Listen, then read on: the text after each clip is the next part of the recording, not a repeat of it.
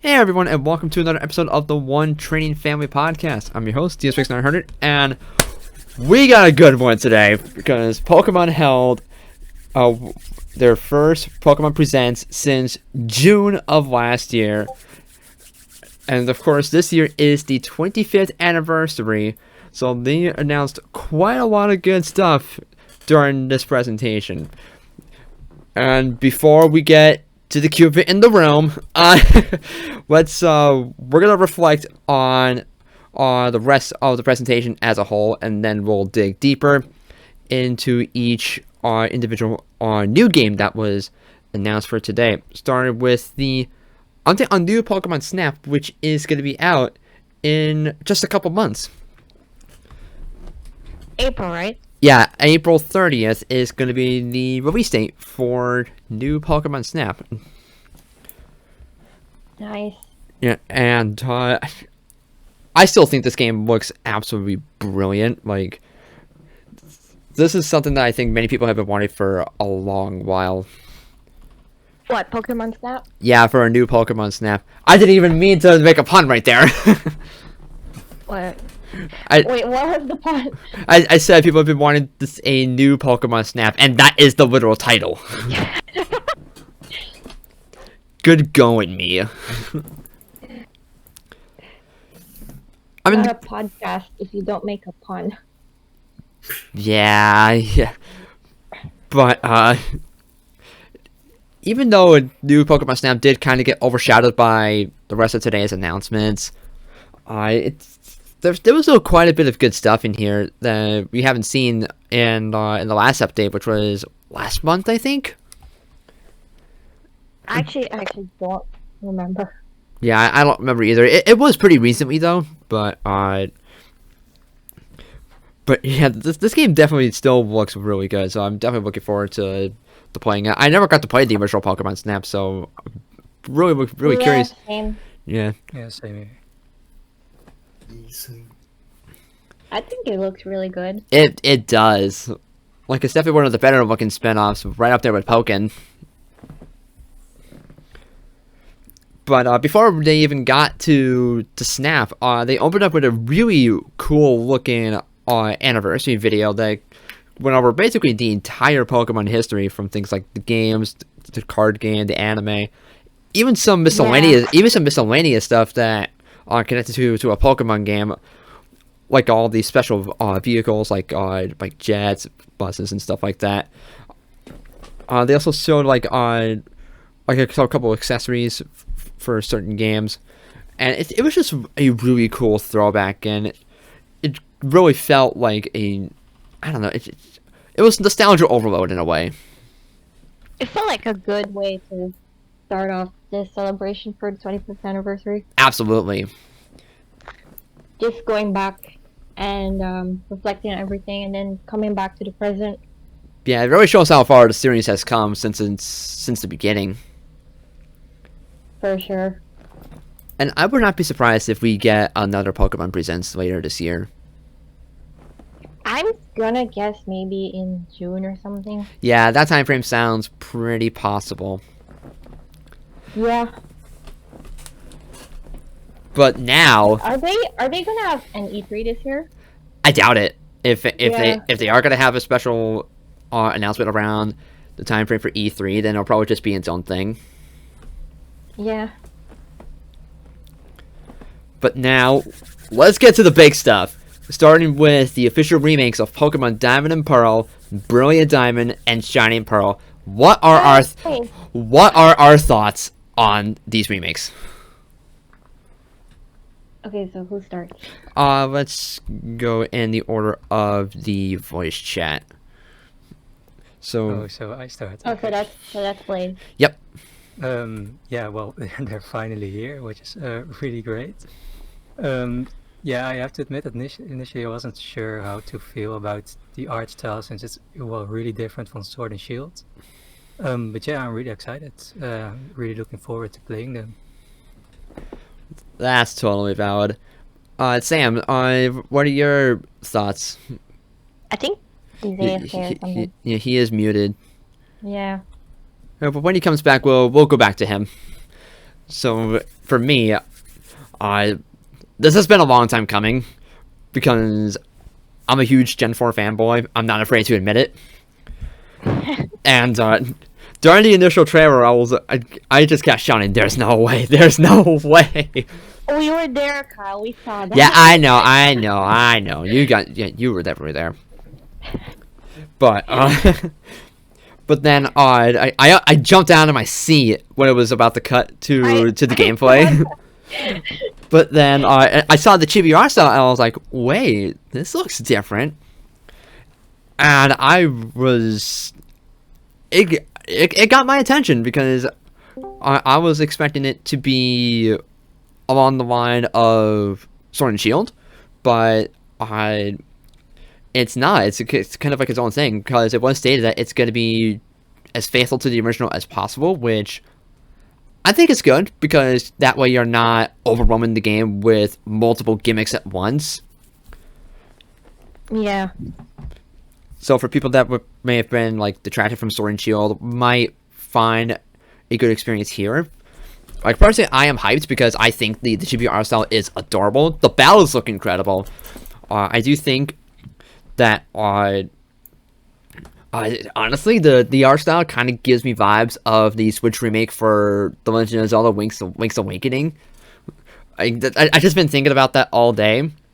It's Pokemon Zelda. Yeah, but there are definitely a ton of questions that I have about these remakes in terms of like what's actually going to be in the game. Like, how many Pokemon are we going to be seeing? What features are going to be added? What features are going to be removed? Stuff like that. I love the titles, and I'm just really glad that they're finally happening, and I'm also very grateful that they were not given the Let's Go treatment. That was my biggest concern going into this announcement, and I'm glad that it's going to be basically playing like the original, but of course there are going to have to be some obvious changes for stuff like that use the touchscreen on the DS, for things like making Poffins and the Pokemon contests. So I'm very curious to see the changes that are going to happen there. But other than that, I'm thrilled. I'm very happy with what we got for the Sinnoh remakes. Nice.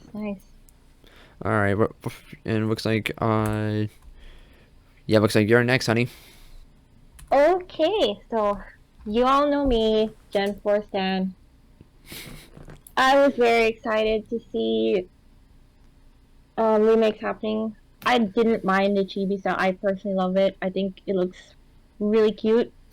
I think my only concern with it right now, at least, is the character models look a bit off after looking at the trailer more closely.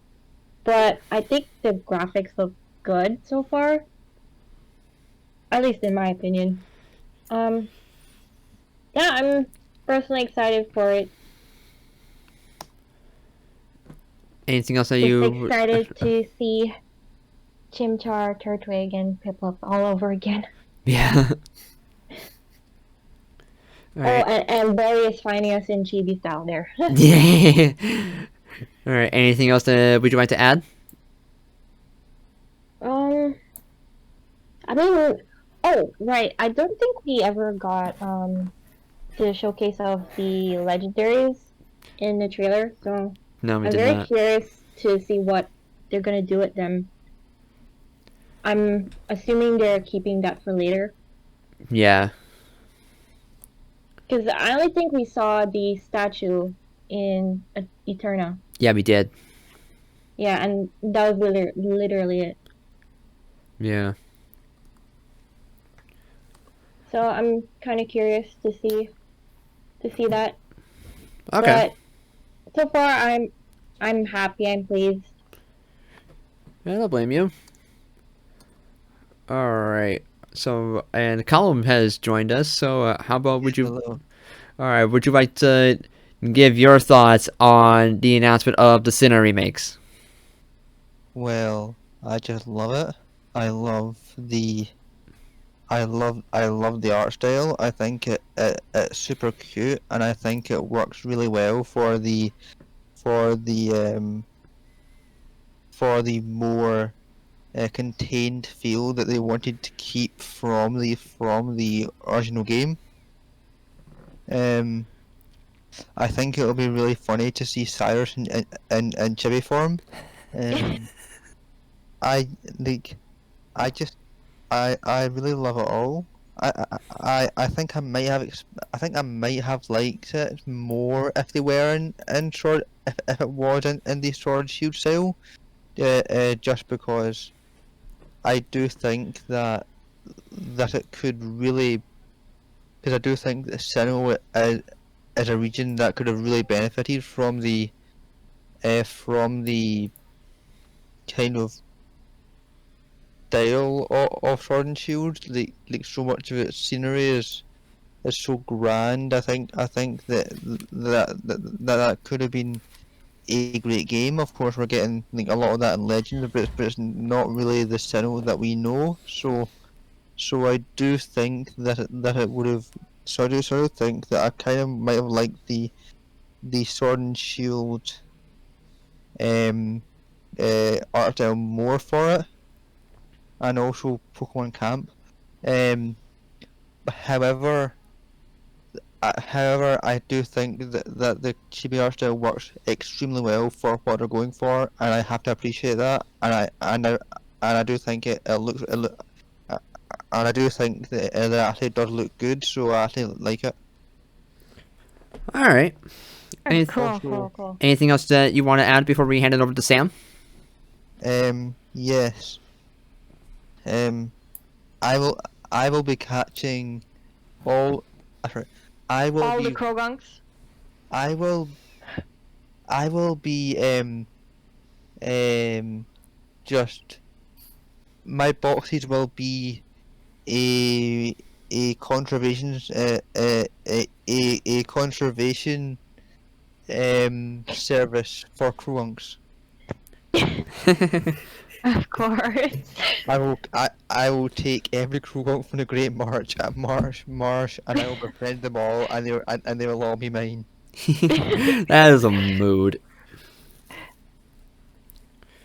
Calum is the ruler of all the Krogunks.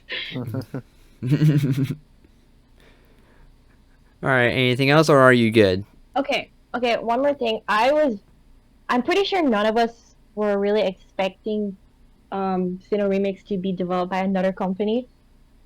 Yeah. Yeah. Yeah, that surprised me too. Yeah. Yeah. Like It's no longer Great Freak this time. I think it's good that they're finally looking to another developer, especially with the current project that Game Freak is working on with the other Pokemon game that we saw today, but we'll get to that in a moment. Yeah. But I think it's good that out of all the companies that were chosen, I feel like Bandai would have been just as good of a choice, but I think Ilka is also a really good choice because they're the ones that made Pokemon Home, so they already have some experience with the series, and I think it's good that they're starting off with a remake instead of a brand new game. Because if they ever decide to make a brand new game in the future, they'll already have the resources and the experience with making one. Right.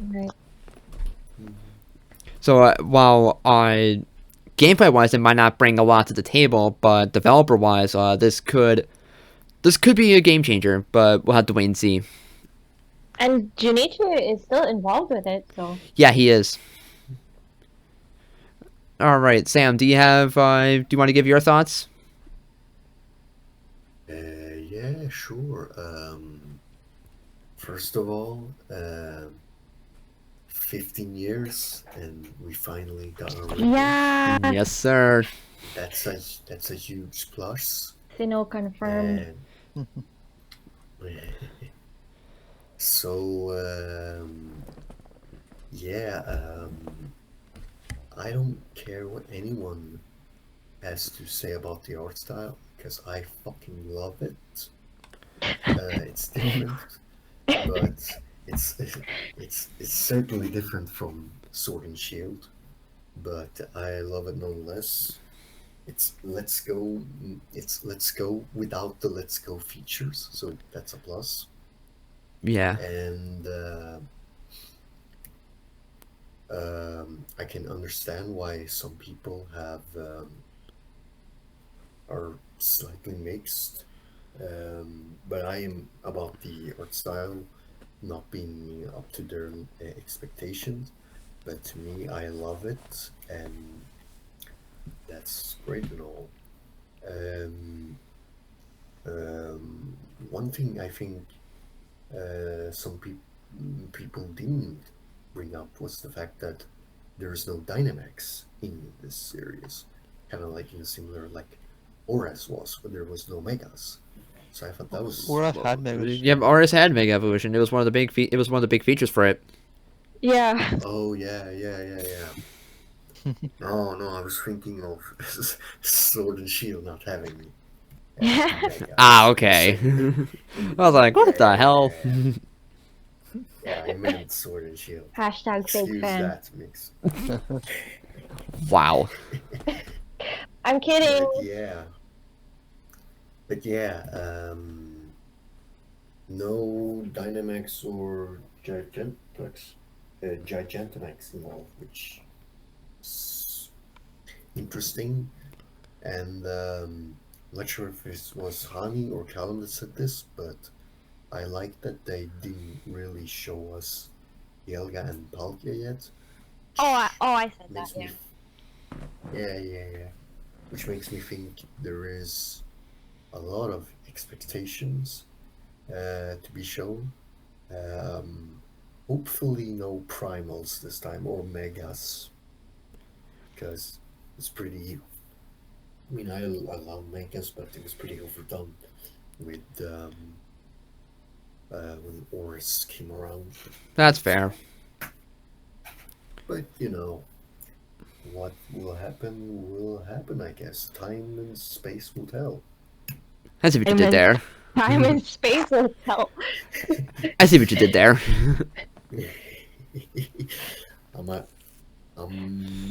I'm on the same league on the Sinnoh stance as Hani is. So We really are the Sinnoh League victors. Oh my Oh, god. Oh, Wow. Okay, I'm sorry. Okay. Now, before we actually do move on, there are a couple questions that I have for these remakes, as I stated when I was talking about my personal thoughts on this announcement. Because there are so many parts about the newer Pokemon games after Diamond and Pearl that were added to the series, like regional forms. As we stated, there's Dynamax, Gigantamax, Mega Evolution. None of that was present in Diamond and Pearl. So I'm very curious as to it looks like none of that is going to be added, but I do wonder for things like regional variants, because there are some Pokemon that are in the Sinnoh Dex that have a regional form. At least if we're going by the original Pokedex for Diamond and Pearl, like Ponytail, for example, has a regional form, and I can't think of anything else on top of my head. But Let's Go did keep the Alola forms for compatibility. I do wonder if that's going to be the same with Brilliant Diamond and Shining Pearl. I mean, they said they wanted to keep it faithful and true to the original games, right? yeah, so if that's an indicator, then it's probably not going to be the case, which is a bit of a bummer, but we'll have to wait and see. I'm assuming it's not going to be part of it. But there are even some parts about Platinum that look like are not going to be in these games. Like, is it going to have the improved plot of Platinum? Is the distortion world going to be here? Is the Battle Frontier going to be here? Stuff like that. And I really want the distortion world to be included. Yeah, I doubt it. I'm also curious about the mythical Pokemon events, because there was a crap ton of them in the original. Like, we got Shaman, Darkrai, the unreleased Arceus event. Like, are those going to be available, or are they just going to be mystery gifts? I hope they're not mystery gifts. That's kind of lame. And plus, it would kind of wouldn't be exactly be faithful, too. Nope. And if they Sorry, go ahead. like, and we're also and I'm also I think my biggest concern of all is what's going to happen to HMs. because Diamond and Pearl were heavily reliant on I hope they're HMs. removed. I hope they're removed. Like, Well, the website did say that they've got a lot of quality of life improvements that the newer games have. So I don't really expect HMs. yeah, that's fair. Yeah, exactly. I can't wait for Driftbloom Taxi. Yeah, because the website says, quote, these remakes include... Cool, actually. Yeah, it says on the website, quote, these remakes include easy to understand, player-friendly conveniences of the minor Pokemon series, plus up-close and personal Pokemon battle scenes. So, the easy to understand player-friendly conveniences is what I'm most curious about. Like, because if you look back at Auras, one of the biggest criticisms about those games was how reliant it was on HMs. And just how many there were to begin with. Let's Go was also a remake, but it got rid of HMs. So I'm very curious to see how Brilliant Diamond and Shining Pearl are going to handle HMs. I hope to see them removed, but I would not be surprised in the slightest if they decide to keep them in. But I'm hoping for the best, expecting the worst. Honestly, I mean, they got rid of HMs ever since Gen 7. I don't see it returning. Yeah, I don't think so either. But if they're saying it's gonna be faithful, then I don't know. Like I think I have God, kill him. it answered. This morning did answer a ton of questions that I had going into it, but now I have a host of new ones. Okay. Oh no, Colin, what did you send? You son of a... Oh my god. Fuck's sake, Callum. I am not surprised. But what if this is in Chibi style? Oh, good. That would be whack. But yeah, like I said, I don't mind the chibi style actually. I think it looks really cute. I really love it. I think it's so cute. Yeah, it's grown on me ever since. Like the more I look back at it, the more I really like it and appreciate it.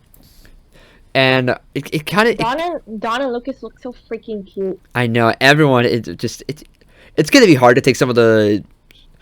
It's gonna be hard to take some of the tougher trainers seriously, like Cynthia or Cyrus.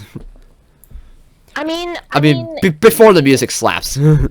Yeah, that's what I was gonna say. Like, it seems like it's gonna take more of a Let's Go graphics style when you're actually in battle, and not just in the overworld. Yeah, it's almost like this game's bridging the gap between Let's Go and Sword and Shield when it comes to the aesthetics, because the battles. Yeah. I mean, the battles look more like Sword and Shield to me. It's just the overworld isn't really like Let's Go or Sword and Shield. It's its own thing. It just happens to be a bit more similar to Let's Go. Yeah. Yeah. Like I think the ordering of this, I think the placement of this is kind of interesting because you have Let's Go, which is the beginner friendly title, and then you have Sword and Shield, which is the hardcore Pokemon game, at least for now, and now we have Brilliant Diamond and Shining Pearl, which seems to be that middle title for people who start off with Let's Go but aren't quite ready to move up to Sword and Shield yet. I think this title could be meant for those people, for those who haven't experienced the original Diamond and Pearl at least. But I thought it was a part of the main series game. it is a main series game. Oh, okay. But another concern that I have is what's going to happen with VGC. Is it because VGC players might look at Brilliant Diamond and Shining Pearl and think of it as more of a downgrade because there might not be as many Pokemon, there might not be as many features. Some say that might be an upgrade, but others might say it's a downgrade. We just don't know at this point. And I'm willing to bet that Sword and Shield will probably still stay relevant in VGC going into 2022. But I'm just, like I said, I'm very curious. But anyway, let's move on then to quite possibly the most surprising bit about this presentation, Pokemon Legends Arceus, an open world main series game being made by Game Freak, slated for an early 22 release. What a shocker this was. It was indeed. Yeah, I don't think anyone saw this coming. Like I certainly didn't. I don't think anyone did, because this is set to be taking place in Sinnoh before a Pokemon League was established, before a Pokédex was even made. Yeah, and you're actually out to complete the first Pokédex. Yup. And many people have been... Which is really interesting. Yeah, many people have been wanting an open world Pokemon game for so long, but I think Game Freak was basically like, here, you want an open world game here. But also that graphically, this looks way more impressive than anything we've seen up to this point. At least we're talking 3D Pokemon games.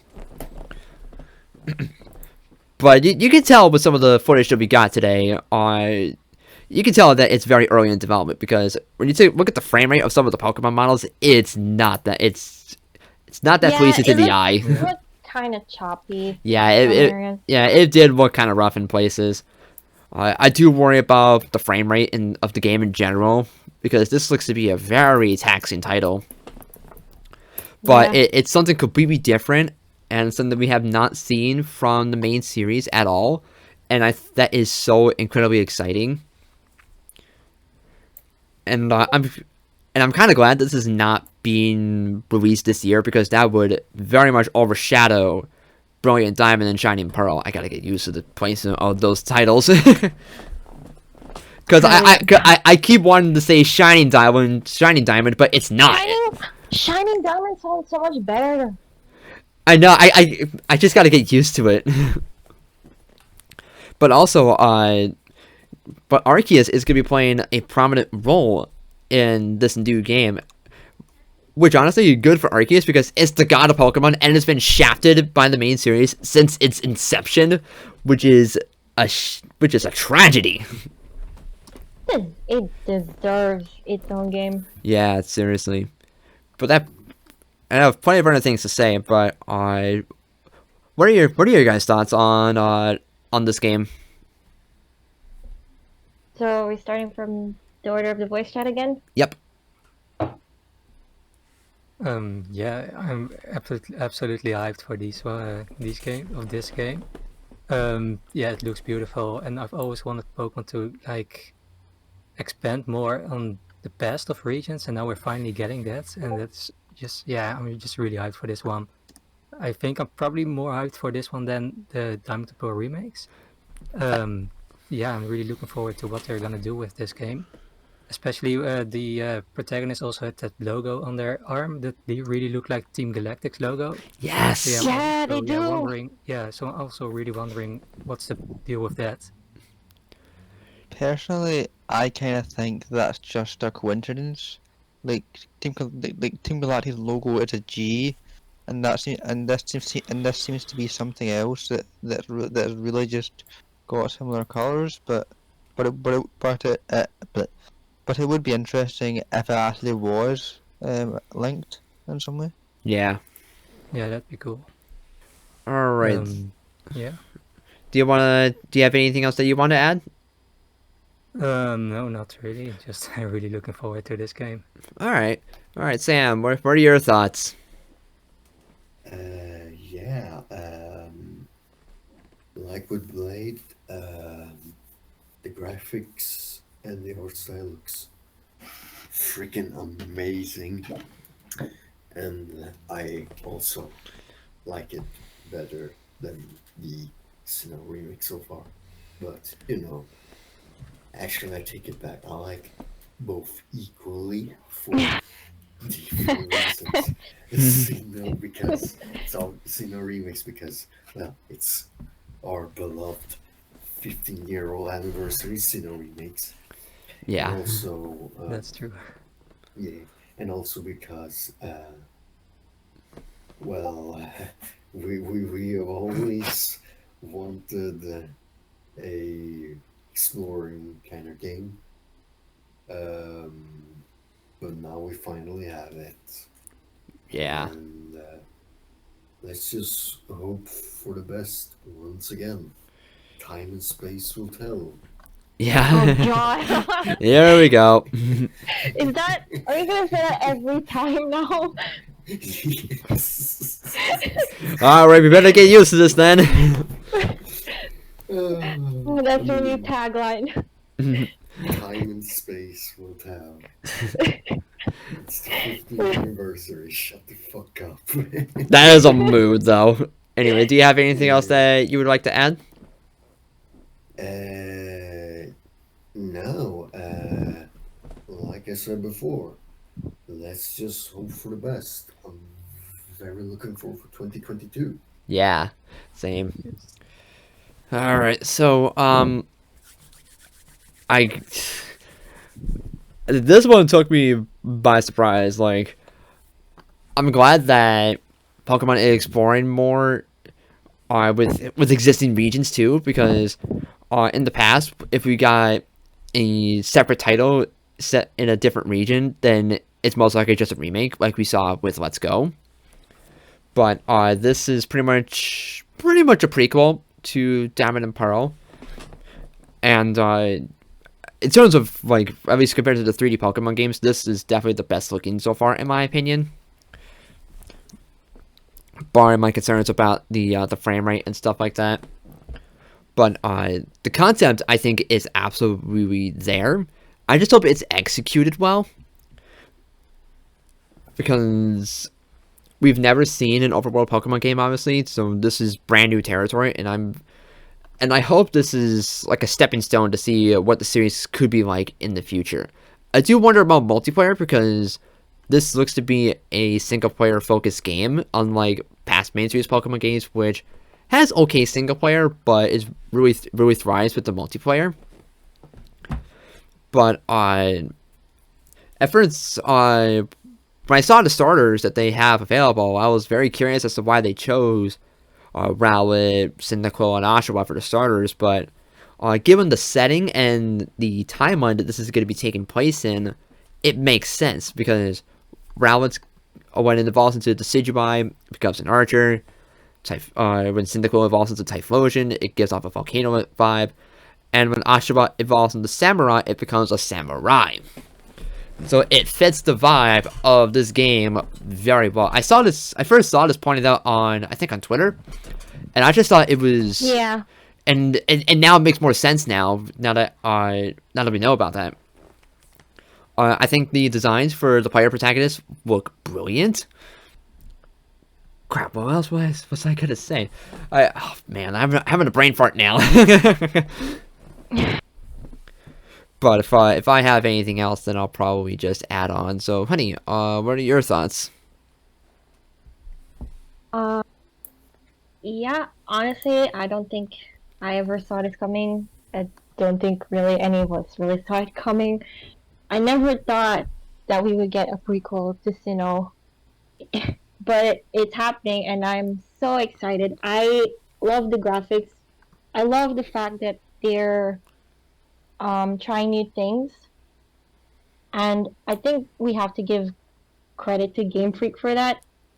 Yeah. Because the most open world vibe we've ever had was, at least before this, was the DLCs in Sword and Shield. Yeah. But now we're just fully going into it, and I really like it. I do also agree with some of your concerns, like execution and stuff. I personally hope that, along with just like catching Pokemon, I hope there will also be a good story.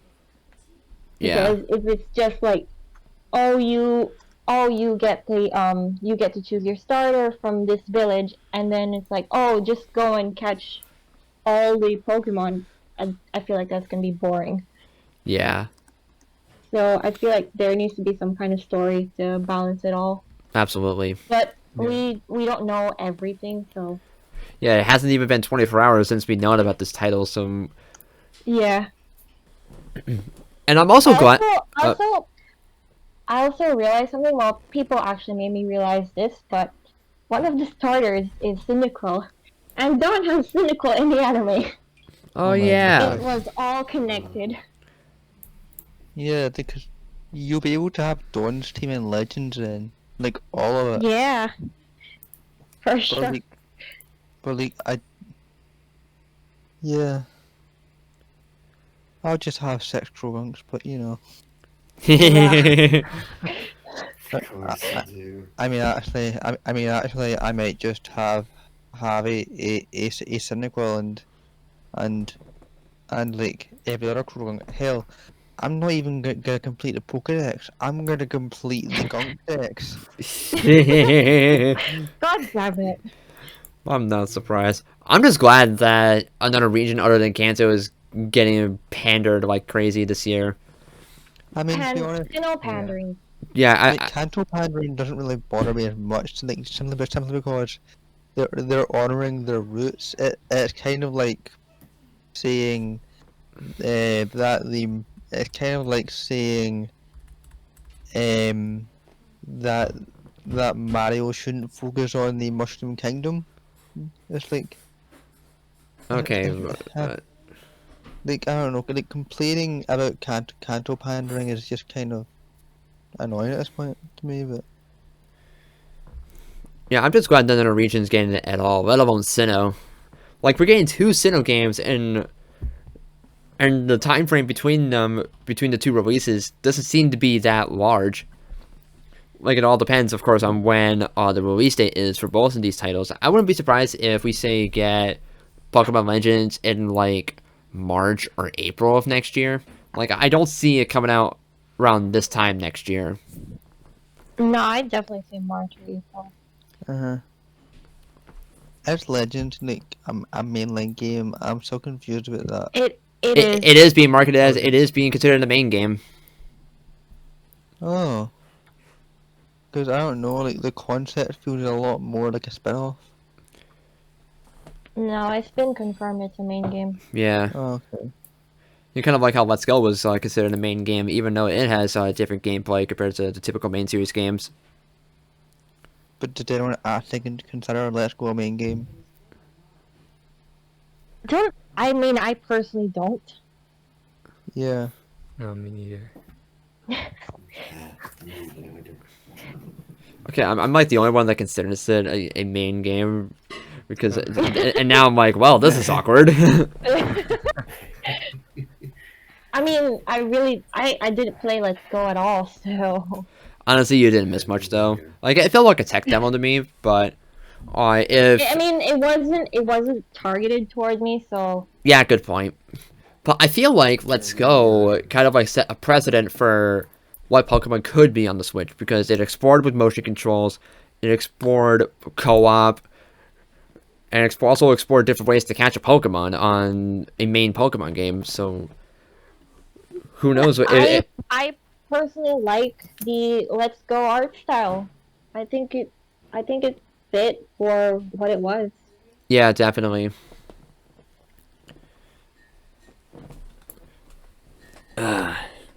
Anything else that anyone?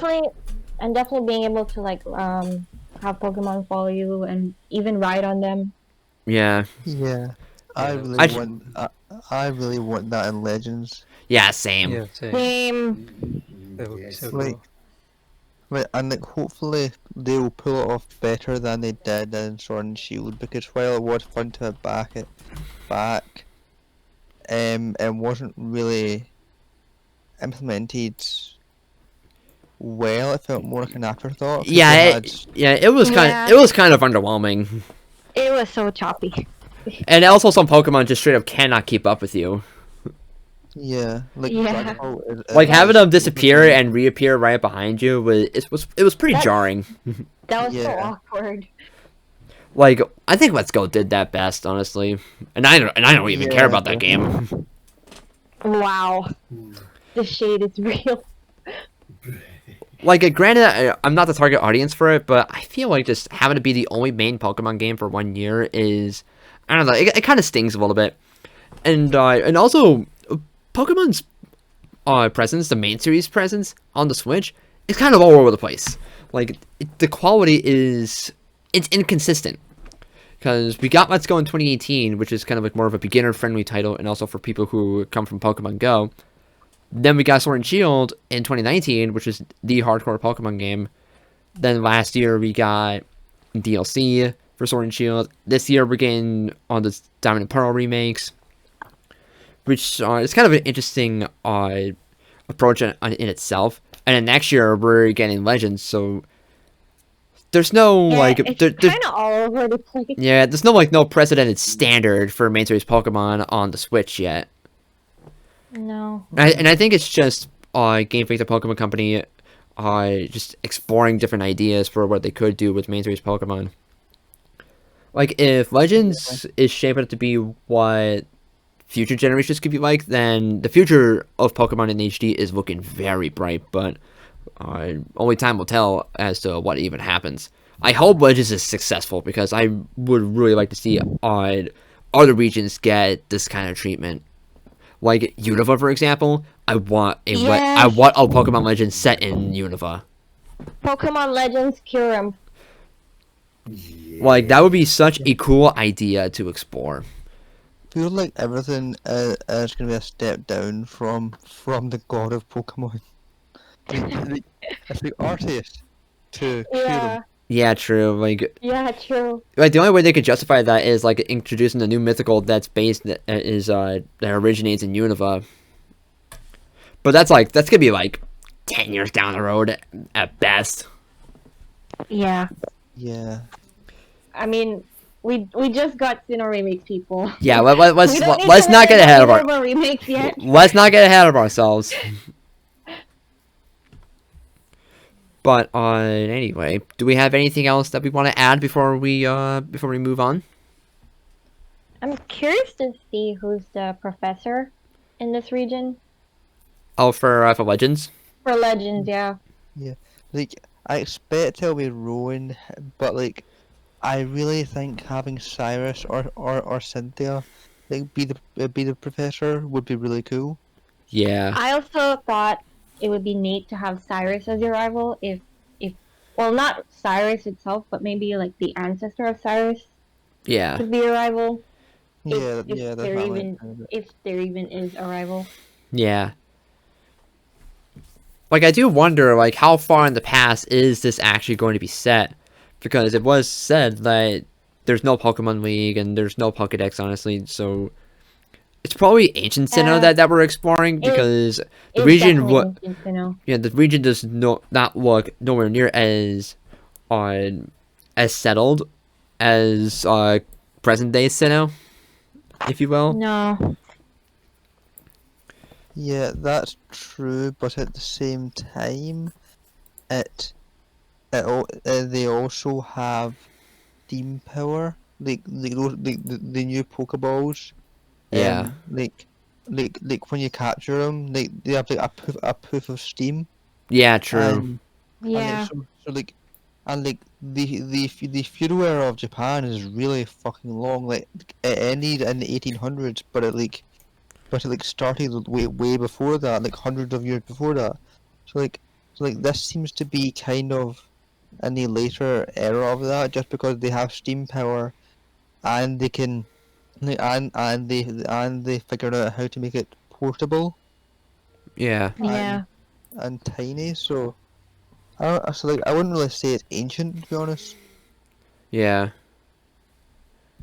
But it's still really interesting to see just what kind of plot could we expect from this, because obviously, again, this is a very new kind of Pokemon game, so I'm very intrigued to see what is going to happen here. Like, I'm way more intrigued about this than I am with the Sinnoh remakes. Well, yeah, obviously, because it's a prequel, something we've never gotten. Yeah. And there's just so many interesting questions. Like, don't get me wrong, I'm excited about the remakes, but I think I'm excited about Legends just a little bit more. I don't blame you. Like, I'm just glad that it's cool that we're getting like 2 Sinnoh games, not too far apart from each other. So, and I'm glad that Pokemon. I wonder if the prequel could tie into the DP remake somehow. I do wonder about that, but I don't think it will, given that the remakes are coming first and then Legends. But we'll see what happens as time goes on and we learn Yeah. more about this game. But like, I do wonder just how many Pokemon are going to be in this game. Probably not every single one like it was in Sword and Shield, because this game looks like I said, this game looks really taxing. So I'm very curious as to just how many Pokemon are going to be here in all.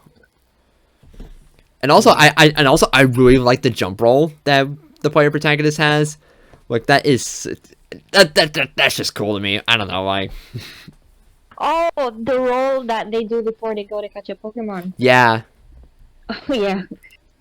Like you never would think that Pokemon would make characters do that.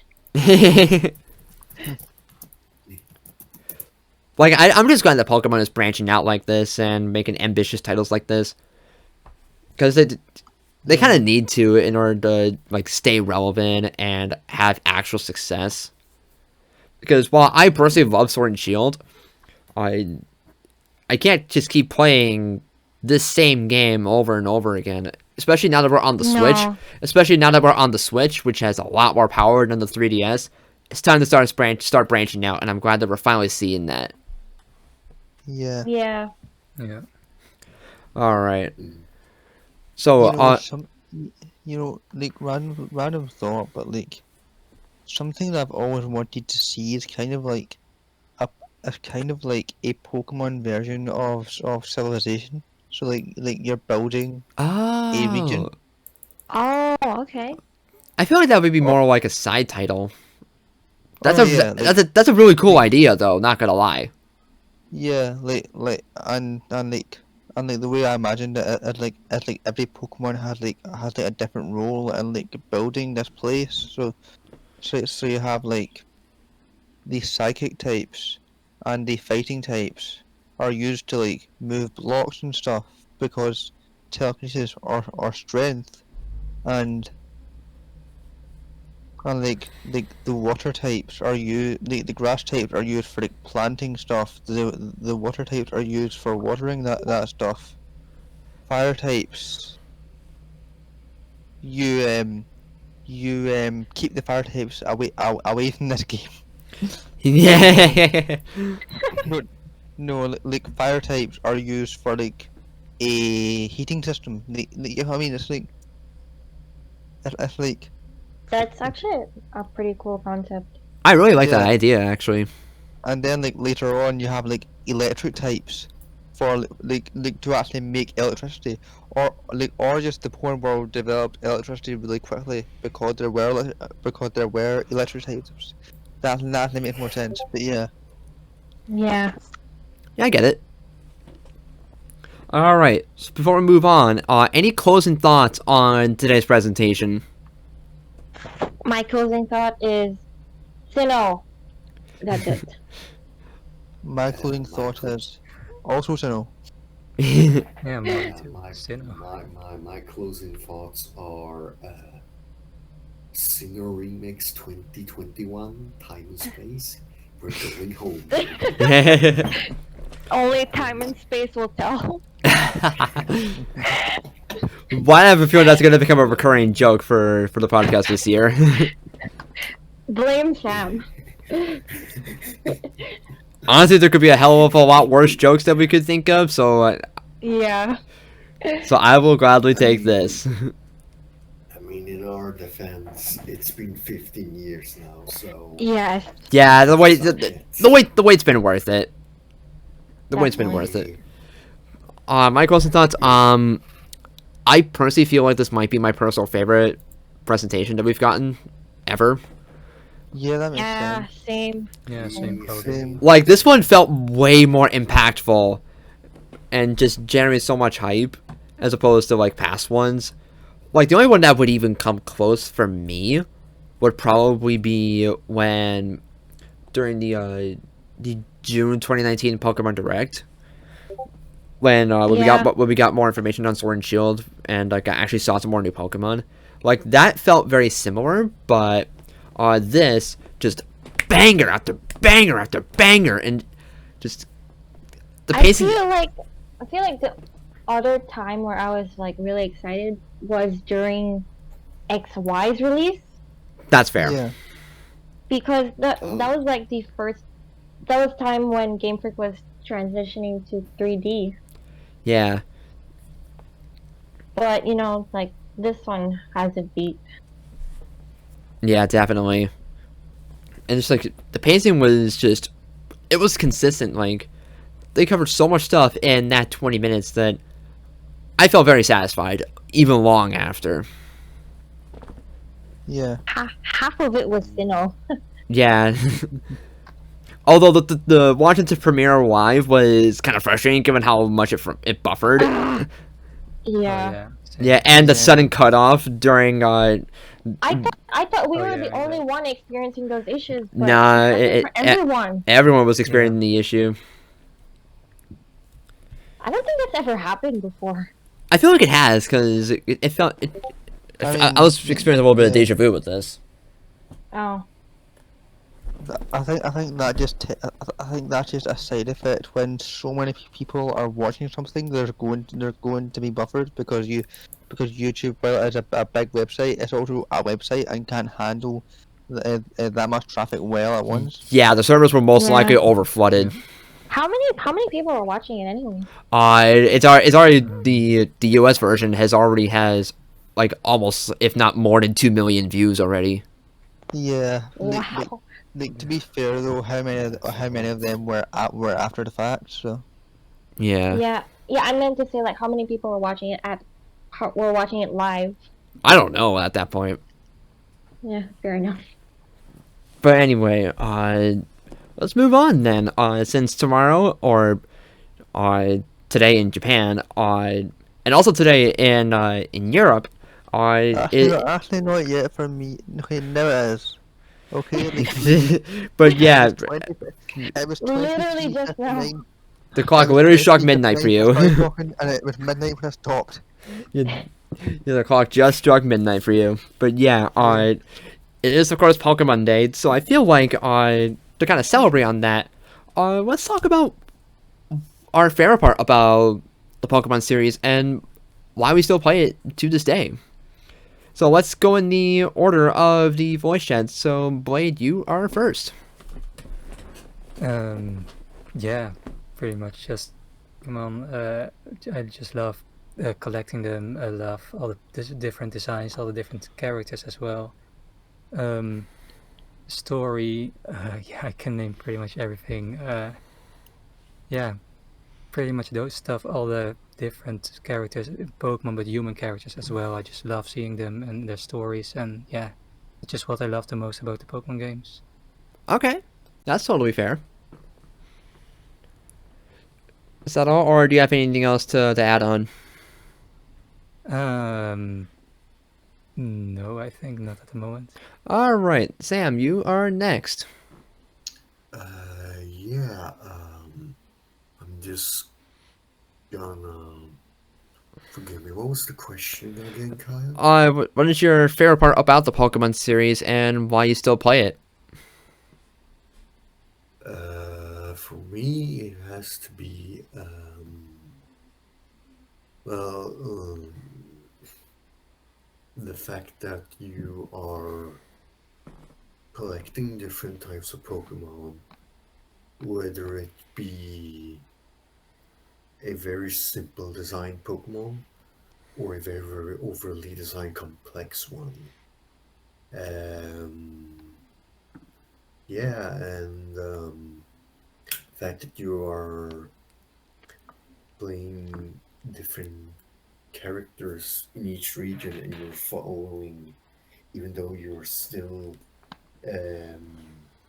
playing as a 10-year-old boy or a girl in that type of region, but you're still following that region with your hopes and dreams. You capture different Pokemons, and yeah, you beat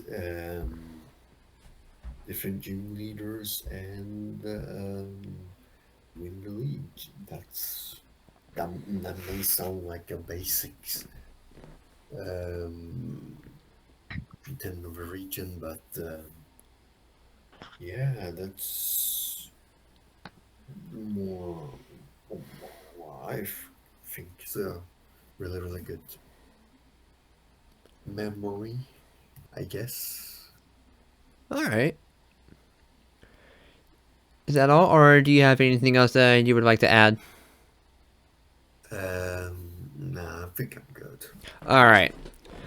For me, I think it's just the collecting aspect because I just love collecting stuff, and I find just find collecting Pokemon really engaging and just really fun in general. And it's also something that has stuck with me since I was a kid, so obviously I'm used to it. But also, I've made so many friends by playing Pokemon that it honestly changed my life for the good, and I couldn't have asked for anything more. Like, if it weren't for Pokemon, then I don't know what I would be doing today.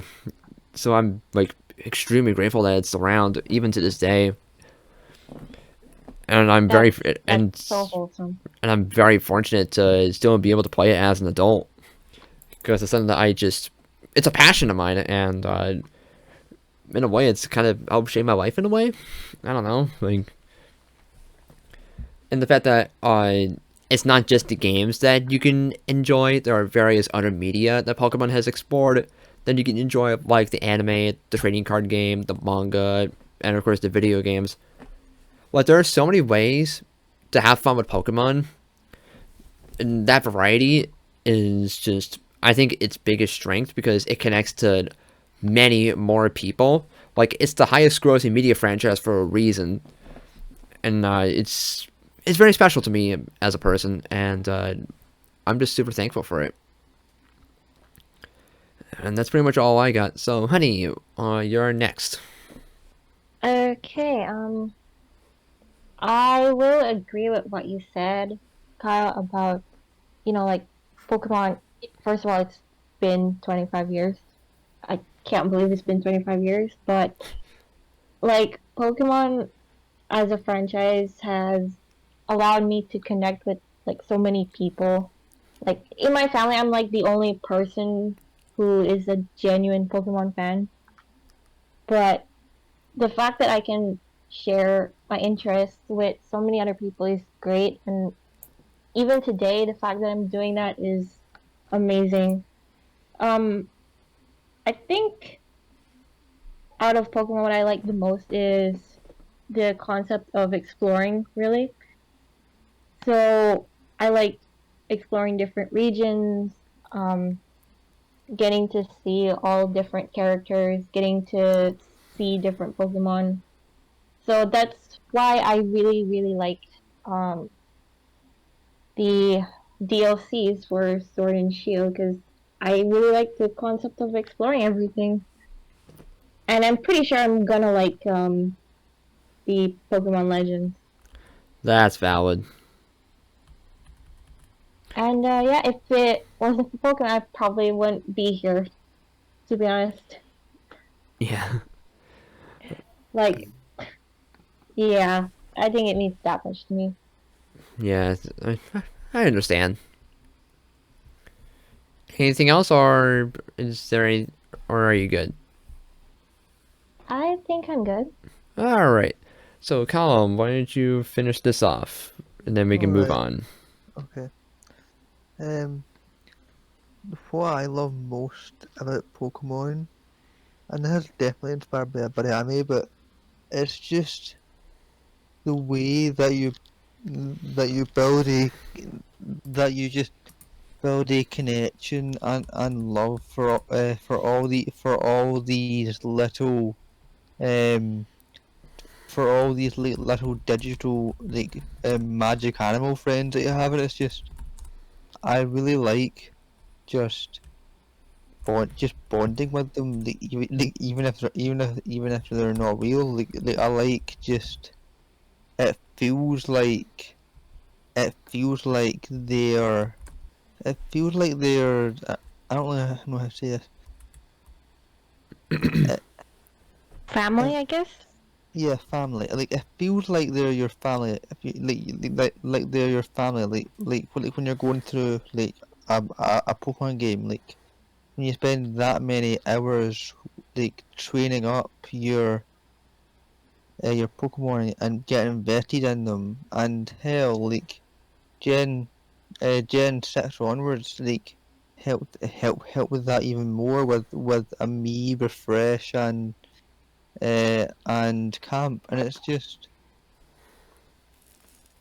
there's just so it just I love the connection that you feel to it all really, and that's kind of it really, because like that's what keeps me invested the most in Pokemon is connecting with the Pokemon themselves and being invested in them and being proud of them when they learn new moves or evolve, and it's just I just think I really love that. All right. Yeah, that's the reason we have favorites. Yeah, All right. Anything else, Column, or are we good to move on? I think that's it. Okay. So next up, is a pretty cool one. Any Pokemon items or merch that we'd like to have at some point in the future, whether it be like a certain piece of clothing, a plush, video game console, what have Oh. you. Oh, okay. Uh, so who wants? Let's just I guess let's just go in the voice chat order again. Yeah. I don't know actually.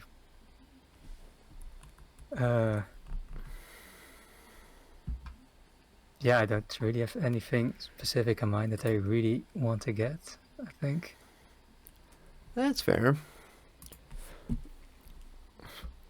Like, to be fair, Pokemon has released so much like limited edition consoles and merch and stuff like that. It's hard to name them all. Yeah. Yeah. So there's like nothing that really stands out to you as something that you really want to have at some point.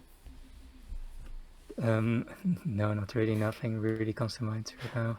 Okay, that's fine. What about you, Sam? Like a favorite figurine or a plush or what? Okay. Anything else that comes to your mind, or no? I don't really think so. No, I don't think so. Good Okay. question. All right. For me, it's two things really. First one is the Pikachu edition Nintendo 64.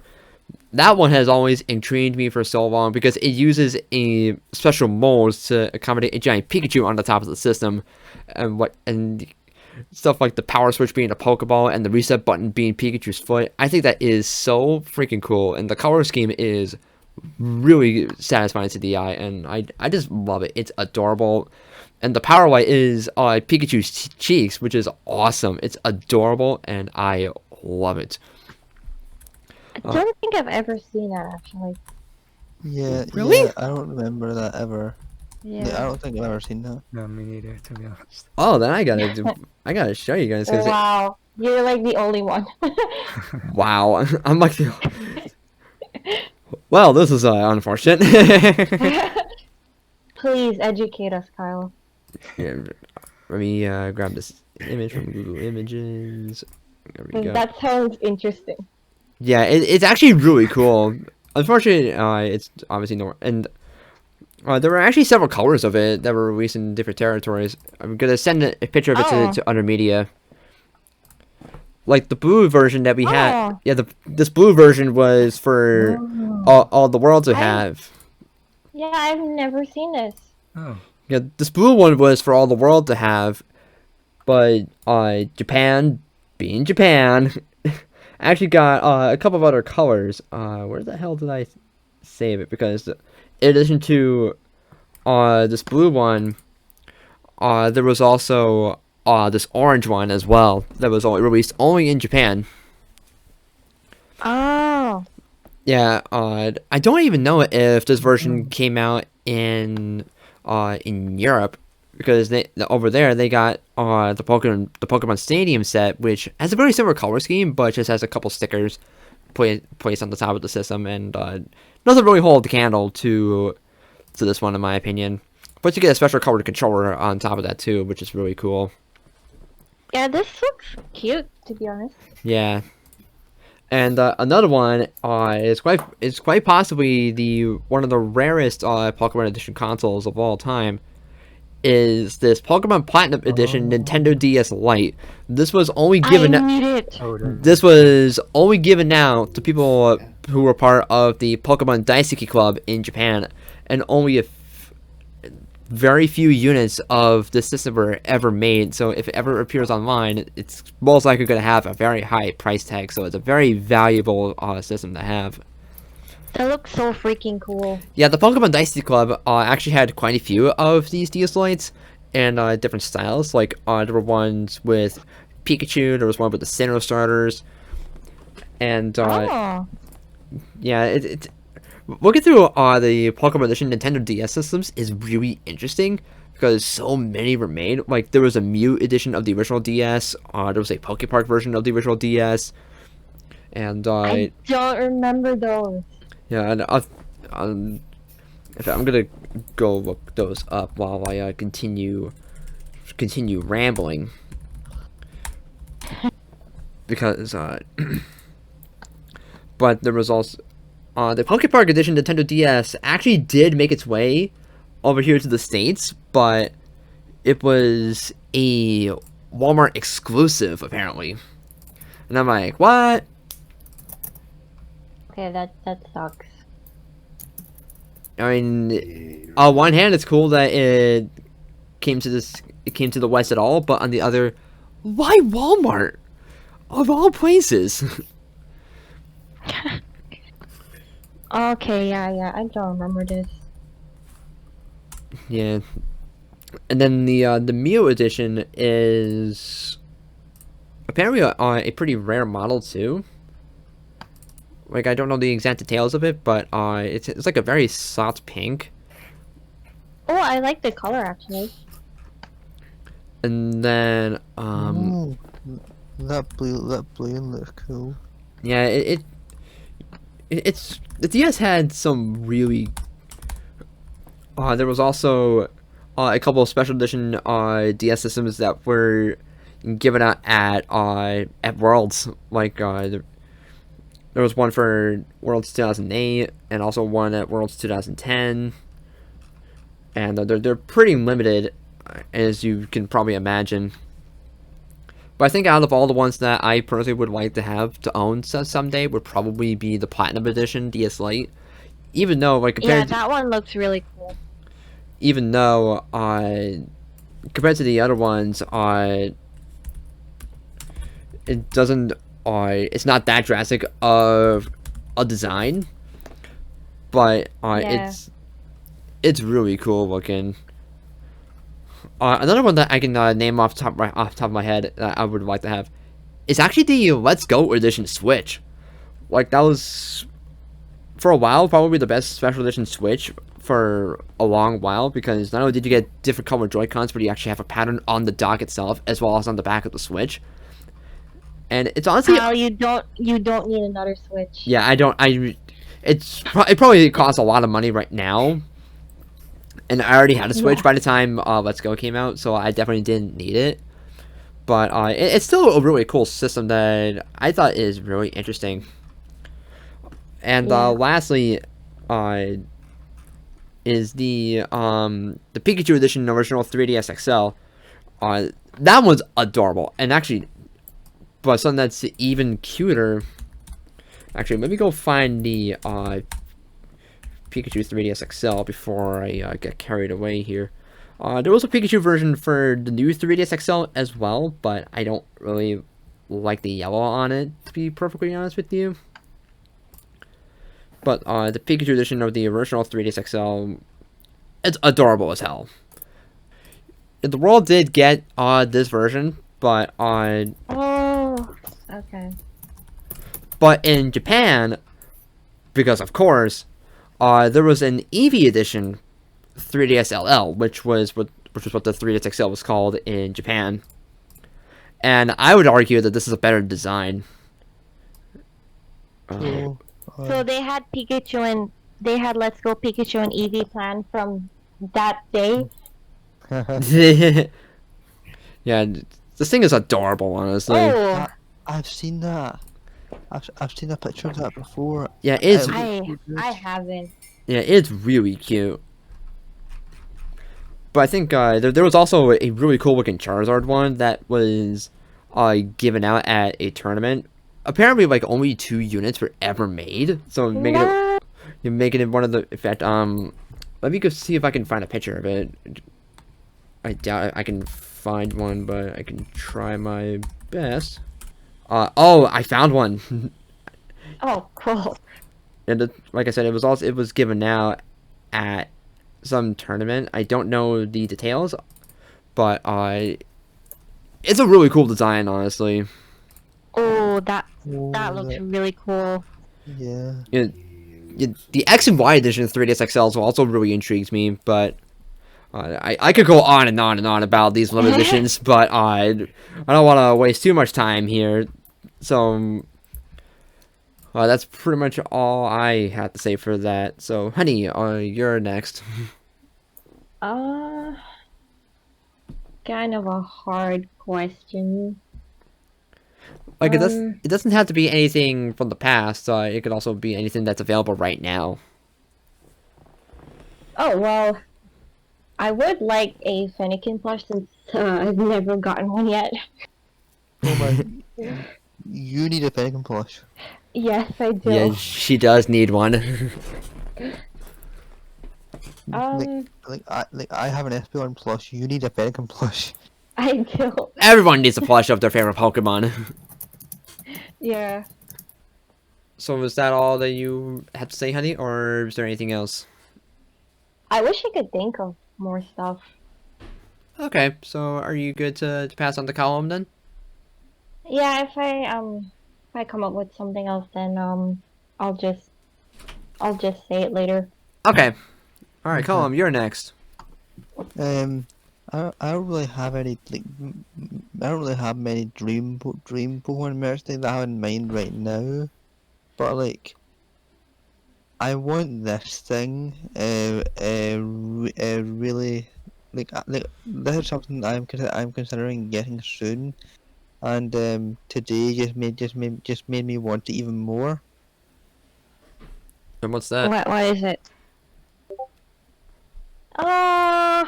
Oh, it's Cyndaquil. Like Cute. like Sinnoh was my first Pokemon, so like even though it's not a favorite, like I need a plush of it really badly, I don't blame you. Yes, Cyndaquil is me too. adorable. and I Yeah. just want to hug a Cyndaquil, like to the point where I think that after my Croagunk plush arrives, probably like a month or two afterwards, Cyndaquil will be my next plush. Do it. Cool. Yeah. All right. Anything else, or are we good to move on? Oh. I mean, I can move on, I think. So. All right. The last thing. As of when we are recording this episode, tomorrow night is going to be the virtual concert starring Post Malone. And yesterday he did come out Alright. with a new single for the 25th anniversary. So I still have not listened to that. No lie. it was actually pretty good. I haven't heard it. I thought it was pretty I good. have listened to it. Yeah, It was alright. it was pretty alright. I did not listen to it yet. Yeah. Yeah, no lie. But since we're on the topic of Pokemon music, I feel like tonight would be a good time to talk about some of our favorites tracks in the Pokemon series. Yes. It doesn't yes, even yes. and it doesn't even it doesn't have to be just from the main series. It could be any Pokemon song from any media. So let's have at it. So Blade, what is your favorite? Well, from the anime X, Y, and Z, Summerly Slow, probably really love those openings. In Your Heart, La La La is my favorite ending. Yes, so I'd say Pog. these three. Yeah, pretty much. Yeah, well, all the Japanese openings from the anime are really dope, and well, the dub openings, Unbeatable, is still my favorite. Valid. Yeah, so pretty much those. Nice. Anything else, or are you good to move on? I think I'm good to move on. All right, Sam, what is your personal favorite? For me, since I am the biggest Kimi no Somebody stan, it's no obvious that I fucking adore that song. Valid. Valid. Yeah, also Watashi no Makenai is also another banger. That's a bop. Yes. That's a bop. Yeah. Like openings, XYZ is effing fire. Yeah. Probably Yes. one of my favorite openings, definitely. I was about to say Under the Alone Moon, but that's not the song I was thinking about. Under the Alone Moon.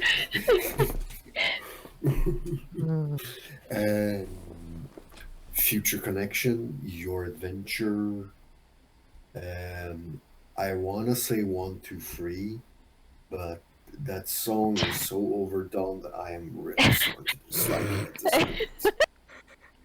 It's a good song, Understandable. but it's a good Can't song, wait. but I can't wait for the- version 1, 2, 3 times Yeah. 20. Where's my 4, 5, 6 guys? 1, 2, 3 version 1, 2, 3 version 1, 2, 3. God damn it. Wow. Oh my god. For the like game series, oh fuck, it's a lot harder to come up with the games than in the anime, because the anime, at least you know, kind of tracks there more. Mostly from Sinnoh, like Terra City, the Valley Windworks, I think it's called. Oh, okay. Yeah, other songs as well, like Wildstone City. It's also very, very chill. Really love it. Yeah, I can't think of much else. Oh yeah. Another banger from the anime. The Best Wishes OP. Fight me on that one. Both English and sub are You are bangers. so right. Best Wishes, the dub opening had really great openings. Yeah, that Yeah, I will die on a hill every time I hear what's the song called? A New Adventure. Another Oh yeah, that was Rival Destinies, I think. Yes. It's our destiny. Pokemon. And That was. Can I say that was probably the best part of the black and white dub? Wait, what? The openings. Yeah. Ooh, yeah, I have to agree. Yeah. And of Wait, course, Caleb, are you singing? Oh God, Colin.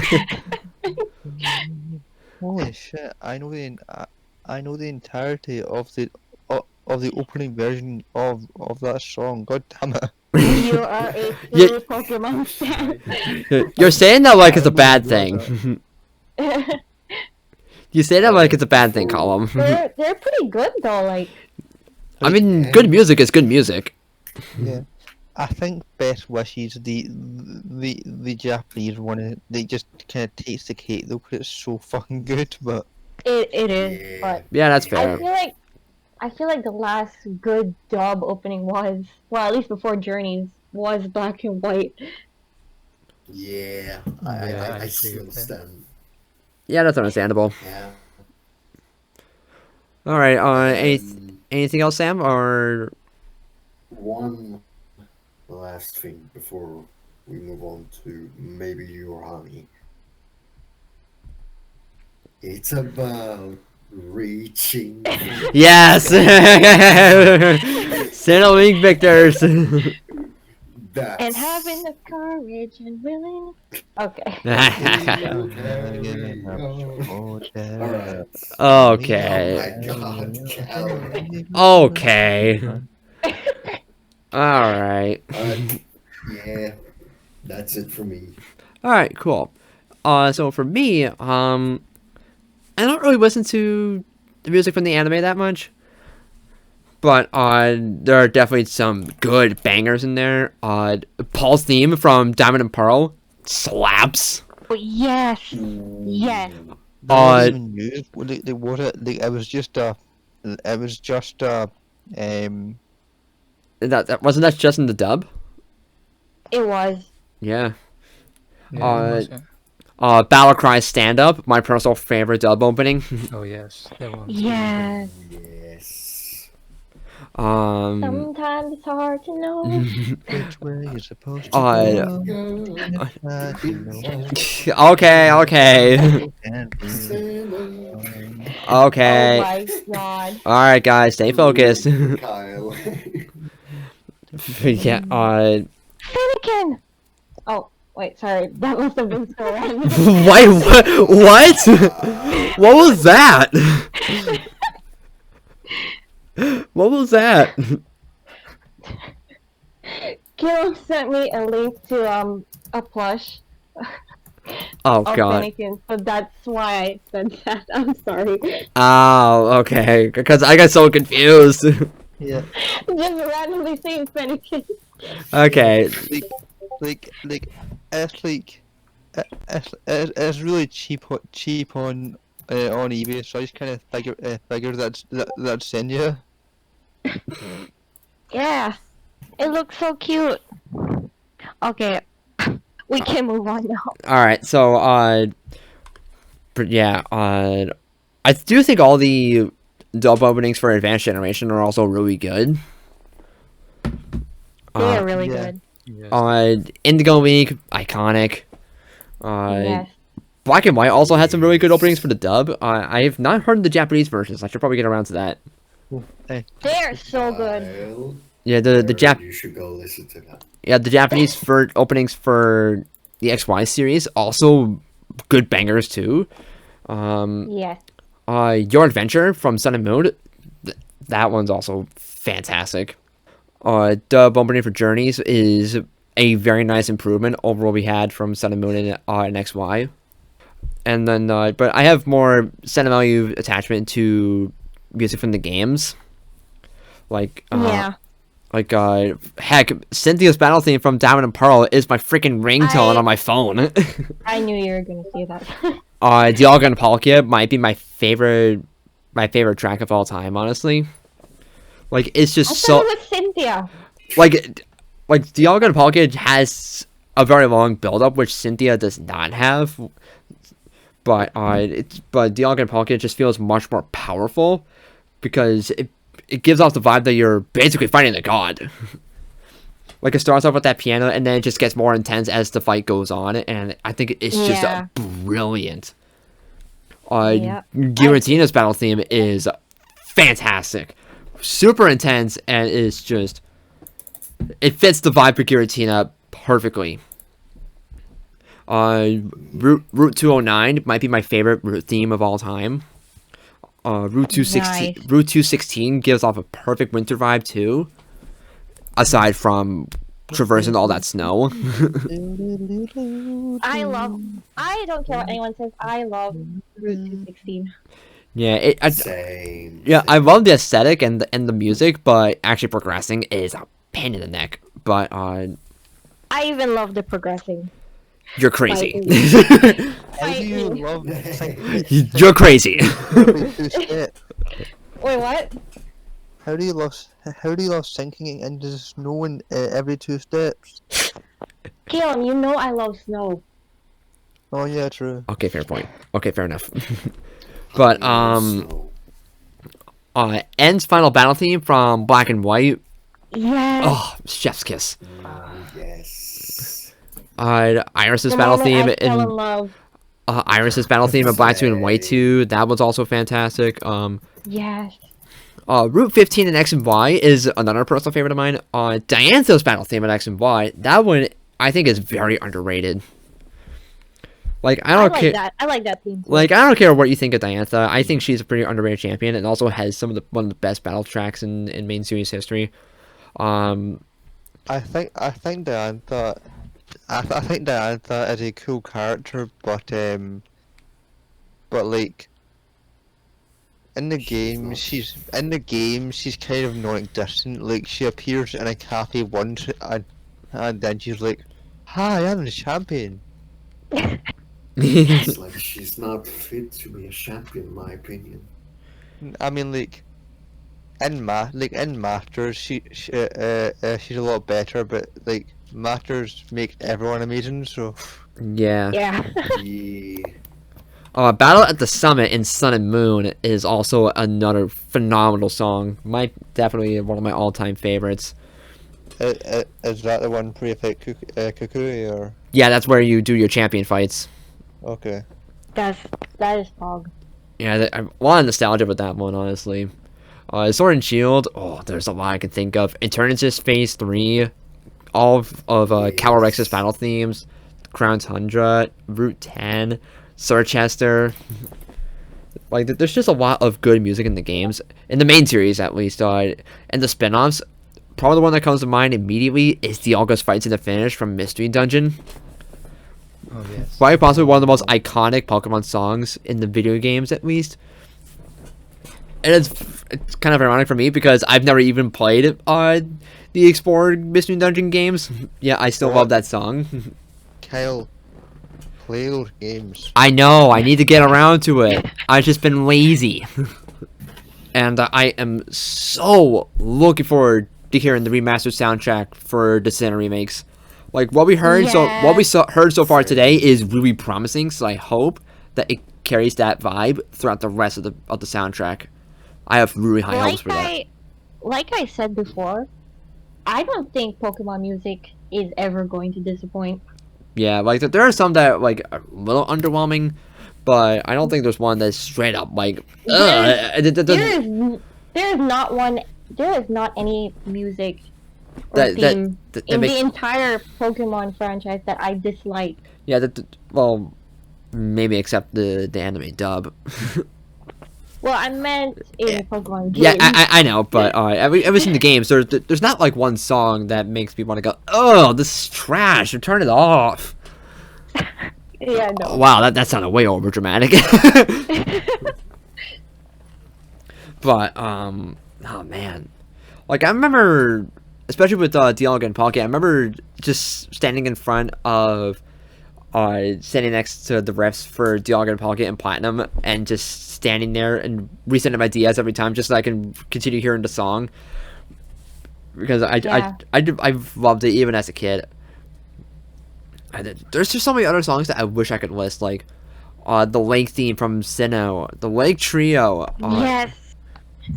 The Primal Reversion battle theme in Oris, I think, is a brilliant because it includes some of the notes from the original sound font, and I think that is super cool. And also, oh my god, Ho-Oh from Heart Gold Soul Silver. How could I forget that? Wait, what? Ho-Oh's battle theme from Heart Gold and Soul Silver. Oh yeah, that's a good one Oh, too. yeah. Like, how could I forget that? That is that is a freaking masterpiece right there. Like I just can't shut up because I did band in high school, so I definitely have a lot of I definitely have a lot of love for music in general. Yeah, that's fair. Yeasing. But I could ramble on for hours, but I don't want to hold you guys up. So, honey, what is your personal favorite? Okay, from the games, my favorite is the lake theme from Diamond and Pearl. Yeah. I could name a lot more from the games. Like, I love Cyrus's theme. I love Cynthia's Yes. theme. Yes. I love the Ice Patch theme from Heart Gold and Soul Silver. Yeah, that's a really good one. That is a really good one. The what theme? Oh, Ice Path. Okay. The Ice Patch. Yeah. Oh, Rose's theme from Sword and Shield is freaking amazing. I love it. Wait, whose? Rose's. Yes. Oh yeah, that one's great.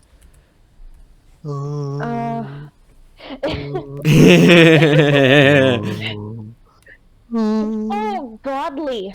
I know, like, What else? I love N's theme in general.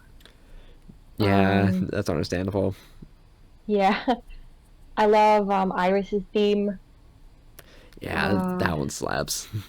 It does. I love the Elite Four theme from Sun and Moon. Oh yes, that might be my personal favorite Elite Four theme too. Yeah, it really is good. It just packs the intensity. Unova comes close, but Alola just does it better in my opinion. Oh yeah, Unova's Elite Four theme is also pretty good. Yeah. What else? I really like Sinnoh's gym theme Yes. and Heart Gold and Soul Silver's gym theme. Like there are so many guys, I can't name them all. Yeah, that's understandable. Slumbering Weld from Sword and Shield. Slumbering Weld, yes.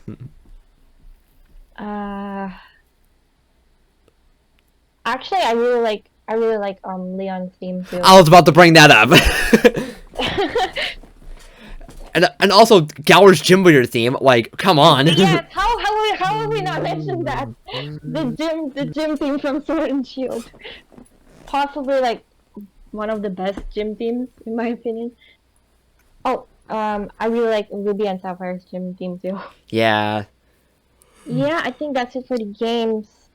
For the anime, well, you know me, I'm a Dawn fan, so I love Dawn's theme. Okay. Oh god, here we go. I love May's theme as well. I love Serena's theme too. Like, I don't think anyone's mentioned that.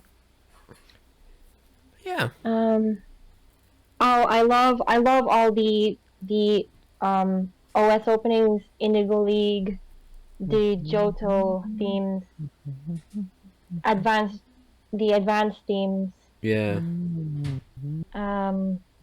Type Wild. Wild, Oh, yeah, yes. Type Wild, yeah. Oh, and I also forgot to mention in your heart, la la la. Yeah. Hey. Best ending. Oh yeah, definitely, wait, what was it? DP Battle Dimensions theme. Yes. Galactic Battle theme, Sinnoh League Victor's theme. All the black and white openings in dub and sub. Definitely XYZ in Japanese. Yeah. Your Adventure from Sun and Moon. And I do like 1, 2, 3, but it's getting kind of old now. That's fair. Yeah. Yeah, I think that's it. All right. Column, how about you finish us off? Okay, so I am first of all, let's start with the games. I am really surprised that no one has mentioned this yet. Oh, the national Nash park. National Park. Yes, That's that one really is so good. That was so good. Like I said, there are just so many songs that I just cannot name them all off the top of my head. Yeah. Yeah, for Yeah, Yeah. there's so many. Yes. I really like the root theme. I can't remember which route it is, but it's like it's the theme that goes. From which gen? It's Gen 2 or Gen 4 if you're counting That's hard. Route 29, I think. I think Yes. first round from Hard Gold and Soul Silver. Yeah, it's definitely like first route. I think I'm trying to figure out what. Because the one that comes to me it sounds more either Route 29 or Route 38. I was going for Route 38 actually, but I don't know. Let me just check. It could be Um, Route 29. Yeah. It's Oh, S29. Oh, okay. cool. S29. I really love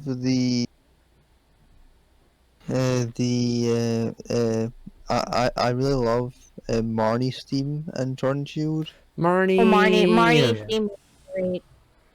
Which of course means I also love Team Yell's theme and Pierce's theme. Pierce's theme is so good. Oh, it's so good. Yeah. I also love Bede's theme. Yeah. Yes. Bede. Bede.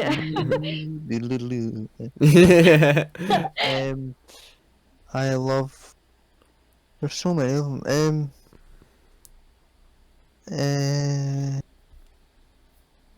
I love basically everything in Horn. Oh, I forgot to mention Twin Leaf. I forgot to mention Twin Leaf Town. Of course, Nice. of course, yeah, Twin Leaf. Oh, yeah. Yeah. Forgot to mention Oldale Town too. Yeah. There's so many. Yeah. Like, there's a lot of them. The Soren themes. The Soren themes from Oris. Yeah. I love. Alright, no, I could go on for hours about the game, so I'm just gonna go to the anime now. I'm surprised that no one has mentioned Mizati Po and Matter yet. Oh yeah, that's good. Yeah. Yeah, like any of the versions, I personally like the 97 version, but I know a lot of people like other versions more. And that's fine because there's so many fucking versions of it. There's, of course, I love the original theme, and the dub. Yeah, that's valid. I wanna be the very best. No one ever was. Oh, God. Oh, no. Let's searching far and wide. You guys are so out of sync. Okay.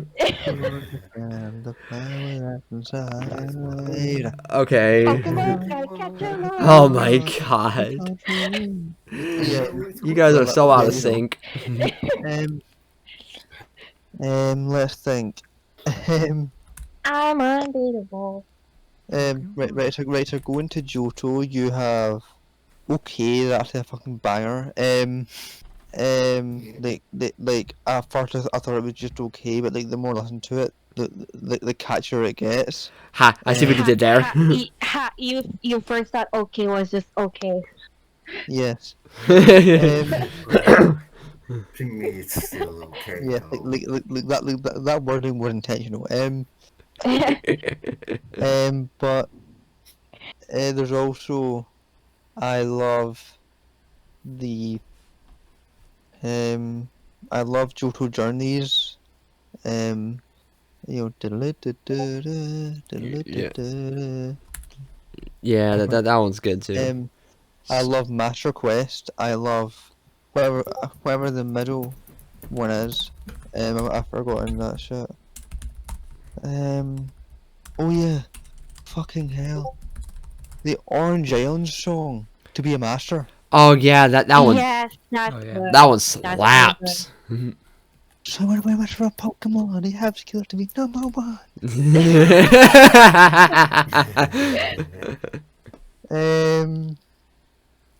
Right. So you've got Challenger. You've got Spurt. You've got Battle Frontier. How would no one mention fucking Battle Frontier? Seriously. And I mean Sorry, it's the there's Japanese so version. many. Both versions are great. Yeah, They both are. versions. Yeah. But there's also advanced. There's also advanced challenge, unbeatable. There's Spurt. There's I think you already mentioned Spurt. There's the greatest Pokemon dub opening of all time, which is the DP rap. Cringe. Absolutely. I actually kind There's of the like DP rap. it. I like it too, but it's like I feel guilty liking it because it's so It's a guilty bad and pleasure. It's so good. Yeah. It's a guilty pleasure. It's a Guilty- guilty pleasure. Guilty pleasures Yeah. are stupid. Like what you want. Bruh. You've got the Battle Dimension opening. You've got Battle Cry Stand Up. You've got Sinnoh League Victors. You've got Best Wishes, the Japanese version. You've got Black and White. You've got B and Arrow. I think it's just okay, but I love B and Arrow. Yeah, I honestly thought B&R was just okay too. Yeah. I mean the Black and White double opening was kind of really, I don't know, it feels basic, I don't know, but but then you had Rival Destinies, which is actually amazing. Yeah, you just sang it too. Yeah, I know. None of the XY double openings are actually particularly memorable. Like Stand Tall. I think Stand Tall is the only one that stands out. Tall is just Stand okay. tall, stand out. Stand- Yes, that stand was tall. intentional. Like Stand Tall, it does stand out from Red Dawn, but it's still just okay compared to the rest, compared to like everything else. It's the best out of the XY dub openings in my opinion. Yeah. That's not That's not really really saying saying a lot. much. So True. That's what I said. True. so boring. Yeah, like when you listen to the full song, it's basically this for the entirety of it. I stand tall Because I know I am a winner, but really not because I lost the Chaos League. Shade. The shade. How it won Like Stand number Tall one is is just just beyond Stand me. Tall. It's just the same two lyrics over and over and over again. Yeah, but I like it. Of course you can like it. Just how it won first prize for best English dub is Wait, just what? Wait, seriously? How? Bruh, you can't be serious. what you Yeah, didn't no. see. Right, so What you didn't we see had back right, so like we had black, like this was like last decade, right? So we had Black and White, we had XY, and we had Sun and Moon. Now, just by default, all these Sun and Moon ones are put in the trash. Wow.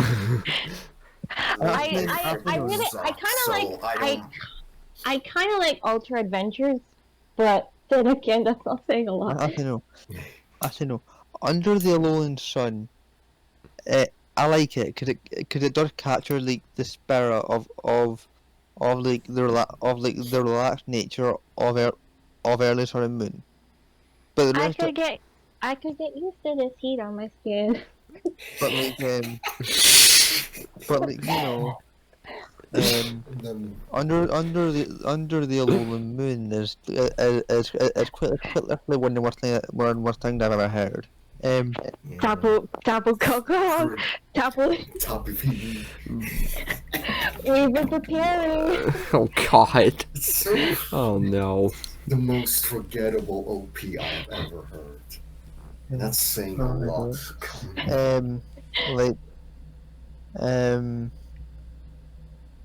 like you, like all the like the X, stand tall as the best of the XY ones, but like even then, Yeah, like that's not saying a lot. like like So trash like compared to yeah Rival yeah. Destiny. Rival Destiny should have won that. Like Yeah, Yeah. it really should have.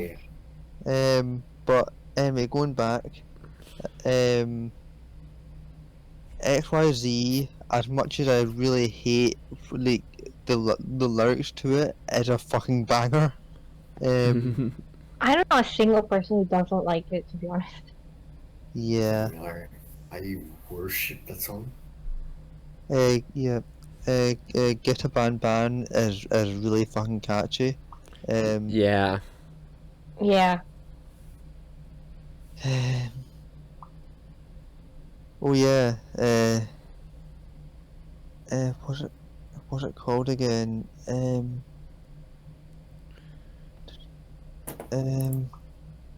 Shit.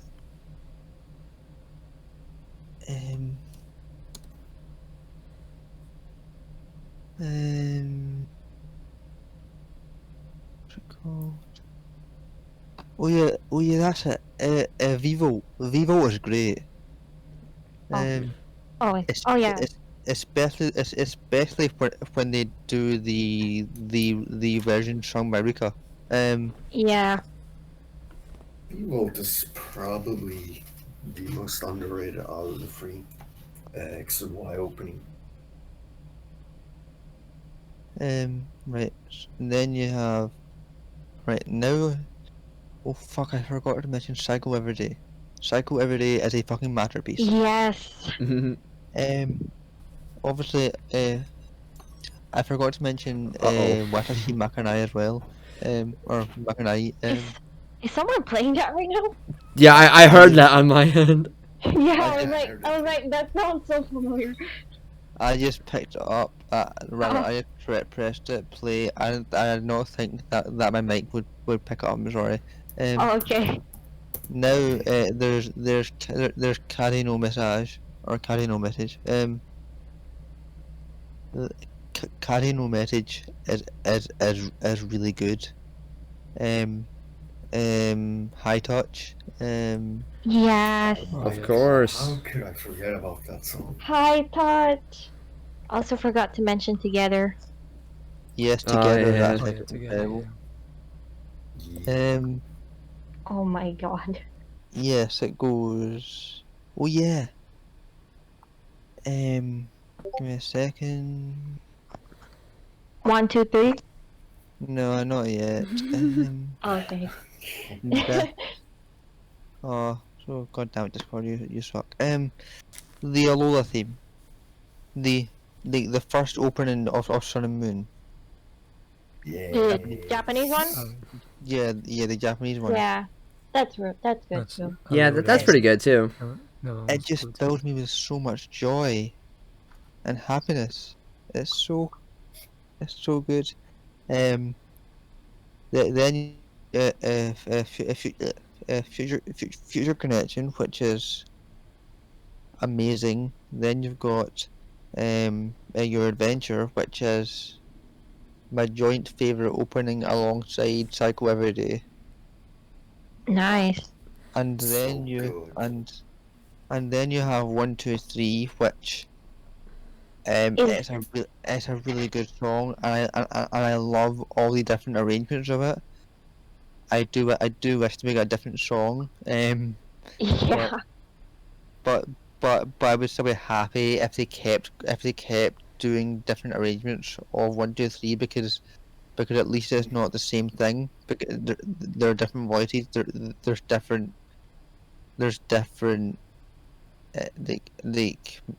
music.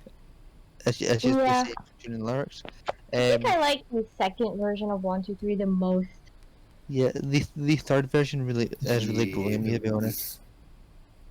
I didn't like the third one. The second one was pretty The best. third one is okay. I think I just prefer the second one. Yeah, that's fair. Yeah, I prefer the second too. That's valid. For me, yeah, and then of course the journey start today is the best double opening we've had in like since Rival Destinies. Heck yeah. That's fair. Wait, how does that go again? Oh, no. Oh yeah. Alright, now I've went through like everything in the anime, but not everything, but most things. There's a lot more that I can mention, but I'm not going to do that because we're actually in a podcast. So. Yeah. So, is there anything else that anyone wants to add before we conclude? Like anything in general? No. Sinnoh. Mood. Time and space will tell. Yeah,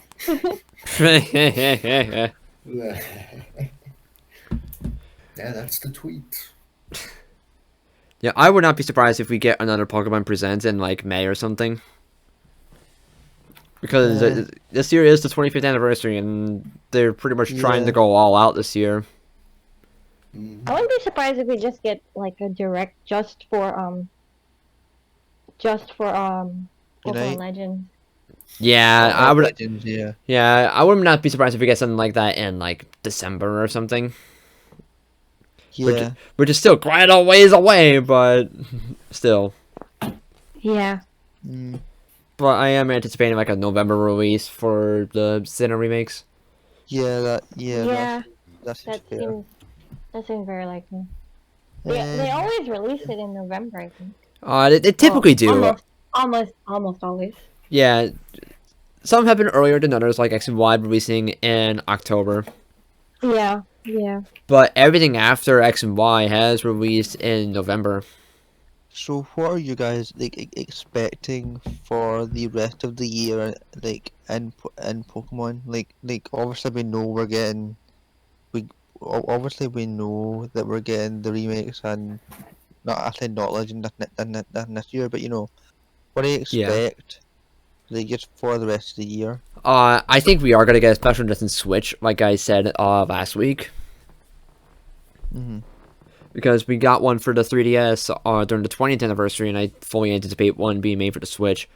Like, if there's one for the Sinnoh remakes coming this fall, then I will most likely buy it because it will probably have a really cool design. And also, don't need it. Oh, actually, speaking of Diamond and Pearl Edition Nintendo systems, I forgot to mention this earlier, but I might as well bring it up now. Oh, for fuck's sake. What I'm trying to get is an image of the Dialga Pocket Edition DS Lite that released when Diamond and Pearl were new. Oh. And I remember a family friend of mine actually did have one, and I actually got to use it for a little bit, but unfortunately that has since broke. So, come on, what the hell? What? What? What did you send to the other media? Get in, loser. We're going to defeat God.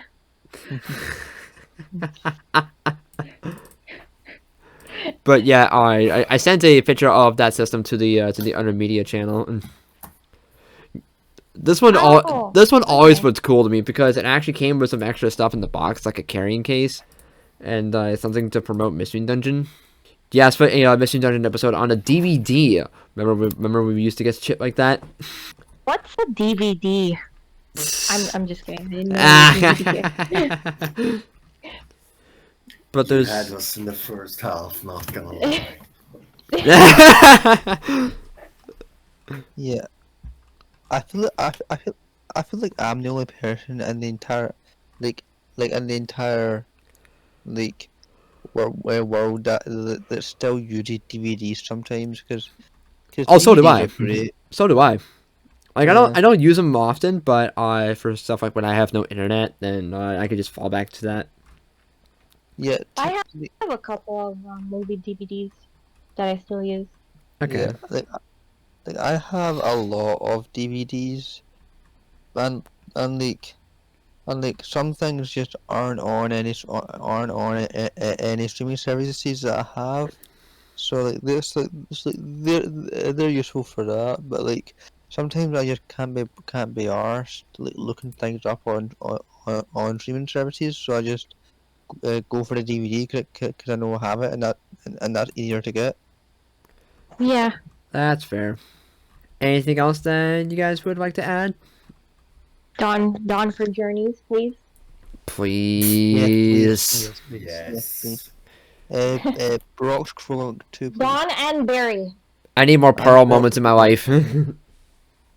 Like he doesn't even need he doesn't even need to appear with Brock. Just have Brock's Krunk appear in Journey. Of course. Okay, but how would that even work? Never mind. How did he not come? How did he not come back in Sun and Moon?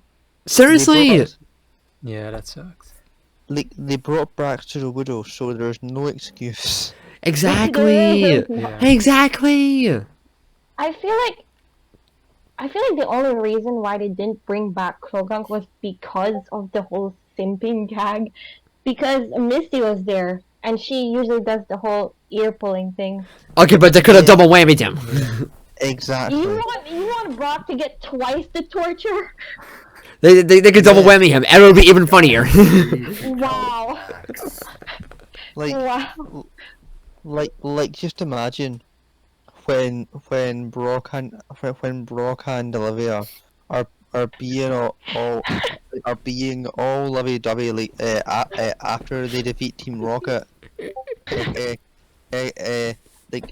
Imagine out of nowhere when nobody's expecting it, Krunk just appears and just grabs Brock.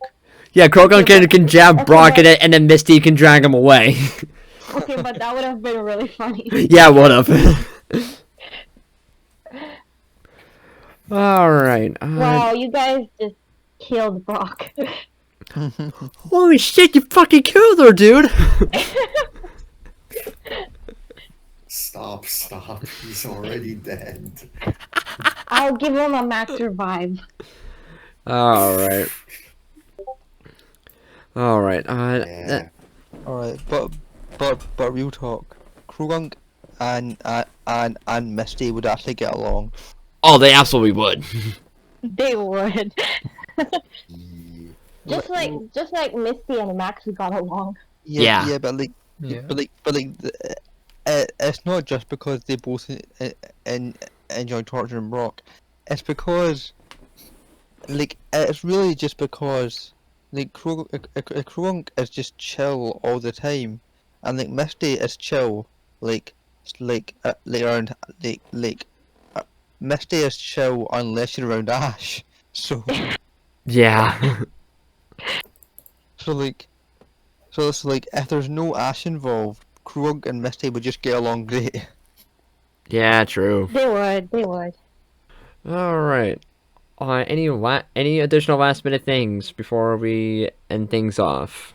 I know I said this No. question like 3 times already, but I don't think so. alright. So I guess that should be good for today. Well, thank you for tuning in, and until next time, through it all, we're still a family. One training family.